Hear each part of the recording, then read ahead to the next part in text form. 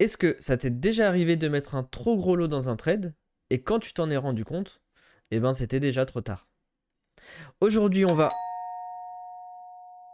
je vais te permettre de gérer la taille de ta position au moment où tu rentres dans ton trade et ce, avec un outil très simple. Petite parenthèse, bon, il va attendre parce que je commence l'explication.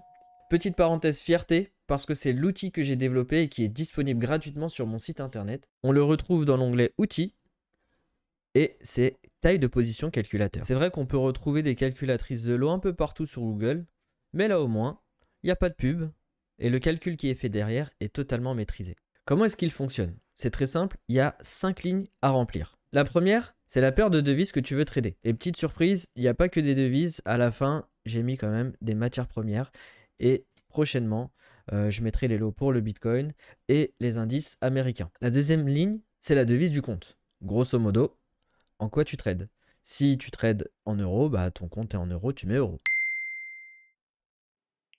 La troisième ligne, c'est la taille de ton compte. Donc, si tu trades avec 1100 euros, eh ben, tu mets 1100 euros. Celle-ci, c'est le pourcentage de risque que tu veux mettre dans un trade. Si tu veux mettre 1%, tu mets 1. Si tu veux mettre 2%, tu mets 2. Pour la cinquième ligne, on va aller sur TradingView avec un exemple concret qui... Oui, allô? C'est Didier, je suis devant chez toi. Je finis juste mon explication et je te rappelle dans une minute, ok Didier?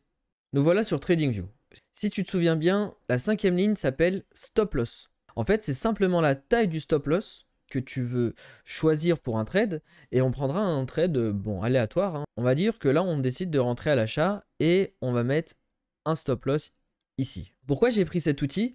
Parce que cet outil, justement, nous donne l'information de la taille du Stop Loss. C'est juste ici, ce qui est après la parenthèse. Donc, c'est 9,1. Et si on bouge le stop loss, bah, ça va bouger la taille du stop loss. Donc pour l'exemple, on va aller sur 8, super. On va retourner sur l'outil. Je mets donc 8 ici et la magie opère. Voilà le résultat. La taille du lot, c'est 0,31. Et si on se fait stop loss, combien perd-on? On perd 22 euros qui correspond à 2% de la taille du compte qu'on avait, soit 1100 euros. C'est très simple. Donc en quelques secondes, on arrive à avoir la taille de la position. Le truc le plus complexe, c'est ça. Et comme vous avez pu le voir, en 10 secondes, j'ai trouvé la taille. Avant de rappeler Didier, sache que maintenant, tu n'as plus le droit de te tromper dans les lots. Je te mets le lien en bio et mets-le en favori pour le retrouver rapidement. Oui Didier. Mais j'ai pas de problème de lot, j'ai un problème de psychologie dans mon trading. Ah, bah fallait me le dire plus tôt. Dans ce cas-là, je te conseille mon podcast, que je le mets ici.